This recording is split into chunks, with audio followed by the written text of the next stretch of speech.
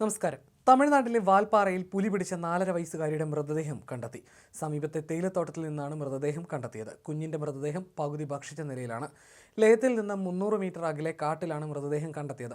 പുലി ആക്രമിച്ച ശേഷം ഉപേക്ഷിച്ച് പോവുകയായിരുന്നുവെന്നാണ് കരുതുന്നത്. കുഞ്ഞിനായി ഇന്നലെ വൈകിട്ട് മുതൽ തിരച്ചിൽ നടത്തിയിരുന്നു. ഇന്ന് രാവിലെ മുതൽ കാട്ടിൽ നടത്തിയ വ്യാപക തിരച്ചിലാണ് മൃതദേഹം കണ്ടെത്തിയത്. പച്ചമല എസ്റ്റേറ്റ് പ്രദേശത്തെ തോട്ടം തൊഴിലാളികളായ ജാർഖണ്ഡ് സ്വദേശി മനോജ് കുന്ദയുടെയും മോണിക്ക ദേവിയുടെ മകൾ റൂസീനയെയാണ് പുലി പിടിച്ചുകൊണ്ടുപോയത്. വെള്ളിയാഴ്ച വൈകിട്ട് 6 ലയത്തിന് മുന്നിൽ കളിക്കുകയായിരുന്ന കുഞ്ഞുമായി പുലി കാട്ടിൽ അപ്രത്യക്ഷമാവുകയായിരുന്നു.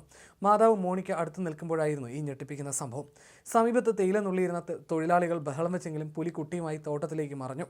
പ്രദേശവാസികൾ പരിശോധന നടത്തിയെങ്കിലും കുട്ടിയെ കണ്ടെത്താനായില്ല. കഴിഞ്ഞ ഞായറാഴ്ചയാണ് മനോജ് കുന്ദയും കുടുംബവും ജാർഖണ്ഡിൽ നിന്ന് വാൽപ്പാറയിലെത്തിയത്. വനംവകുപ്പ് ഉദ്യോഗസ്ഥരും നാട്ടുകാരും തെരച്ചിൽ ഊർജിതമാക്കിയിരുന്നു. ഈ തെരച്ചിലാണ് കുട്ടിയുടെ മൃതദേഹം കണ്ടെത്തിയത്. നിരന്തരമായി പുലിയടക്കമുള്ള വന്യമൃഗങ്ങളുടെ സാന്നിധ്യമുള്ള പ്രദേശമാണ് വാൽപ്പാറ.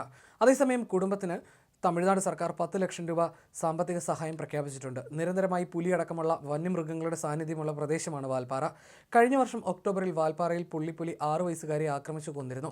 പൊള്ളാച്ചി വാൽപ്പാറ റോഡിലടക്കം പുള്ളിപ്പുലിയുടെ സാന്നിധ്യം നേരത്തെയും ശ്രദ്ധയിൽപ്പെട്ടിരുന്നു.